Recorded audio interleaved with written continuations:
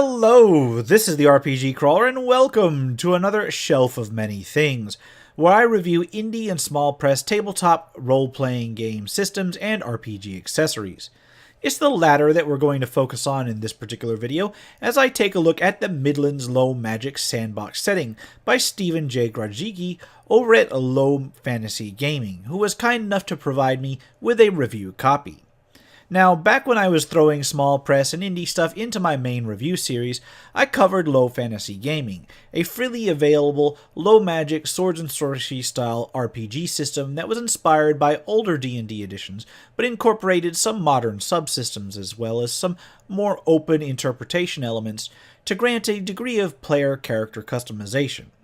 Since then, the designer has been putting out various adventures and adventure frameworks, and now an entire Swords and Sorcery inspired campaign setting available as a PDF and relatively soon as print on demand.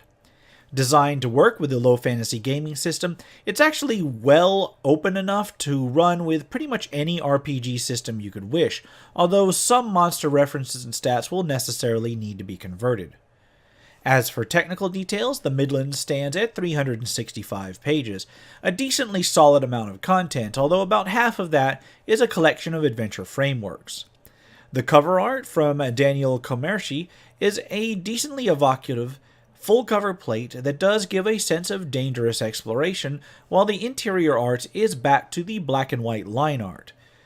Interior layout is typical of other LFG offerings, two-column text occasionally interspersed with the aforementioned line art, on a parchment background that, while nice enough to read against on a screen, isn't great for printers, but fortunately the basic PDF purchase includes a print-friendly copy on just black and white. The writing style is clear and succinct, and I only identified a few minor errors during my initial read-through, which is a pretty good showing for those editing nitpickers out there like me. Contents are divided out into around 14 unnumbered sections, although the PDF is pretty well bookmarked, so navigation is relatively easy. After a brief overview, there's a couple pages describing the basic traits of a sandbox-style campaign, for which this product is mainly designed, followed by a lexicon of in-setting phrases from the various cultures. A brief history of the region is given in broad strokes, then descriptions of each of the cultures follows. The vaguely medieval European medieval English Midlanders, the trade-focused albino Karoks, the dark-skinned, roughly Roman-inspired Nudicians, the Nordic-influenced Varnori, and the barbaric Thules. After this is a basic explanation of the common laws and punishments you might find in the area, as well as the currency used by each of the cultures. A list of the gods of the Midlands follows, with each one described in some detail, including icons, activities, phrases, and organizations. There's 7 gods in the main pantheon, but there are also the gods of the Varnori, the Karoks, the Thule, and the atheistic order of reason adhered to by the Nudicians. These other pantheons are slightly less well fleshed out, but there's enough to work with. My only complaint about this section is that there's no difference in the headers of the 7 Midlander gods and the other groups, although you really can make out which ones belong to which just by reading the descriptions, so I guess that's just a cosmetic touch. Magic has its own section, although it's less about particular spells than a description of what the feel and the flavor of magic in the Midlands should be, namely rare and enigmatic, not accepted by most civilized lands. There is a dark and dangerous magic chart that is basically reprinted from the Low Fantasy Gaming system, which provides a chance of random effects when magic is cast, some of which can be rather debilitating. There's a description of the Veil, which is an otherworldly realm that basically obviates the need for any extra planar examinations, as well as guidelines for the rarity and origins of certain magic items and supernatural creatures. While, like much in this section, these are all just guidelines, they are useful ones for adventure design, keeping the proliferation of not only items, but also creatures of extraordinary type down to a minimum. Finally, there's some setting-friendly names for the existing spells in the Low Fantasy Gaming system. A description of the cities and settlements of the Midlands is prefaced by a brief outline of categories of settlements and the gear available within them. The main cities are then described in detail with a summary block, overview, a description of relevant factions and major NPCs, important taverns and inns, and city-specific random encounter tables. Most also have an illustrated map of the settlement to work from. With a little work, this can not only present an excellent adventure opportunity within a particular city, but also makes intercity storylines, trade, and the like easier to set up. The section on the geography of the Midlands paints descriptions of each major feature in a broad stroke, and lists some common flora and fauna of each section, which can help with GM descriptions. The player options section starts with a list of gear packs, which is a device I've mentioned as a great way to quick start characters in other systems, but especially for old school or difficult sandbox style gaming. There's also a list of setting-tailored party bonds, for giving characters a reason to be together in a group. There's 3 new classes for the low fantasy gaming system, of which one, oddly enough, may not fit the genre of the setting, and another is somewhat questionable. The first of the 3 classes is the one that stands out the most, and that's the Artificer.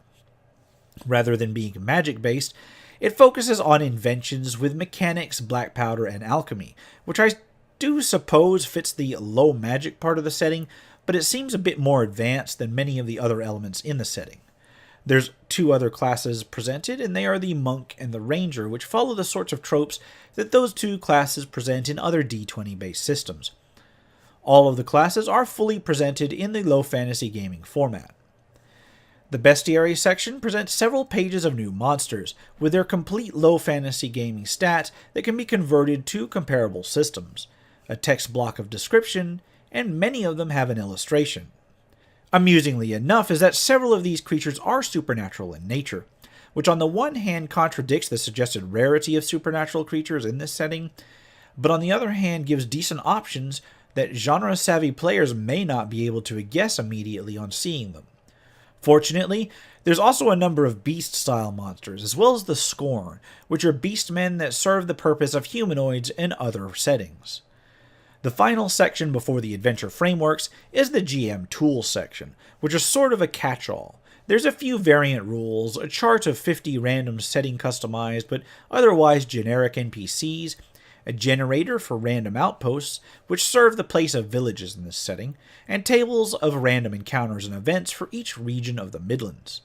There's a section on random adventurers that can be used for rival parties, complete with random special abilities that can keep the players guessing and diverge from the normal class-based LFG system. Tables are then presented for a great deal of randomized campaign minutiae, from street and tavern names to menus to events to key up during the inevitable tavern brawl, and then to weather and events that happen during wilderness exploration in general. It doesn't seem like much, but it can be very helpful when you need to produce a place name or an event just on the fly as seamlessly as you can. This leaves just one section, but what a section it is. It takes up more than half of the page count and starts with a brief introduction of the concept of adventure framework and the guidelines on starting a new campaign, especially a sandbox-style campaign.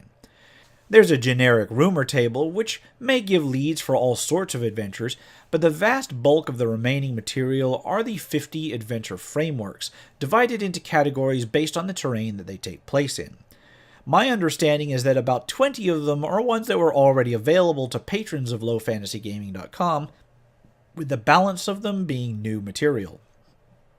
Now that's a lot of adventure material, but it's important to understand just what an adventure framework is. It's kind of halfway between the one-page adventure write-up and a proper adventure.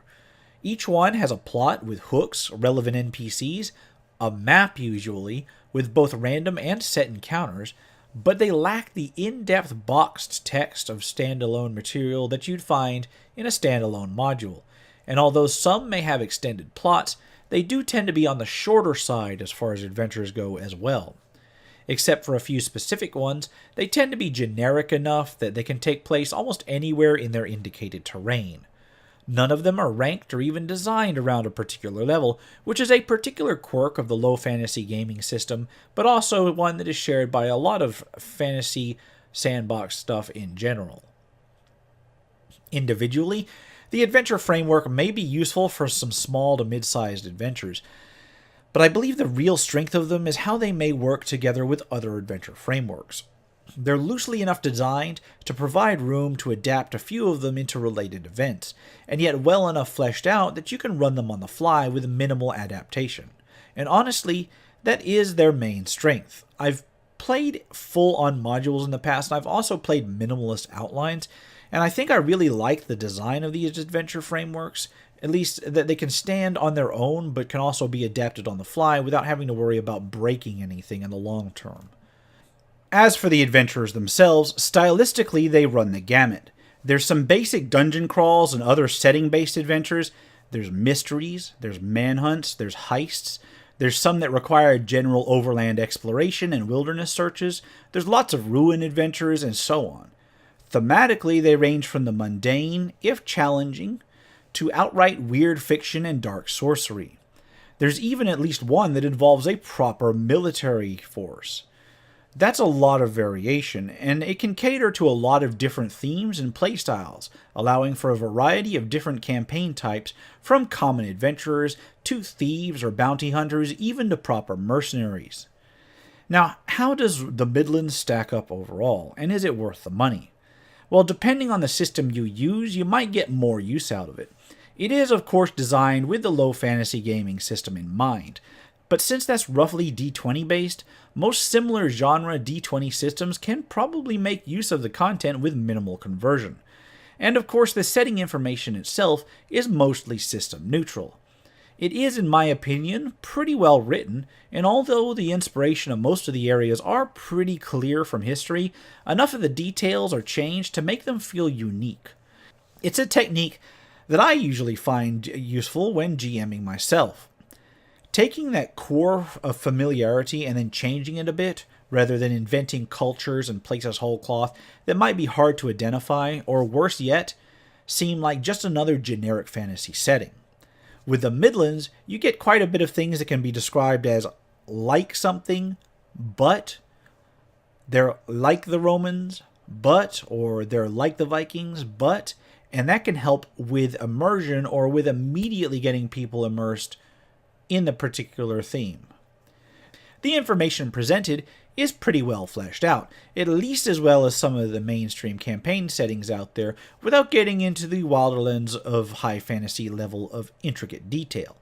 This can mean that the average GM will likely need to make some time and set it aside to world build before any campaign, but it does make for less work for a particular GM if they want to change some major aspect of the setting or refocus it towards a particular aspect of low magic play. Overall, the low magic feel of the setting is very well done. That's not to say that there's no magic, since there is, it's just that it's portrayed as very dangerous and very rare. Even those who use it with good intentions often end up risking corruption, and a few prominent NPCs in the setting demonstrate just that. Supernatural events and creatures are kept to a minimum, so when they do appear, they are frightening.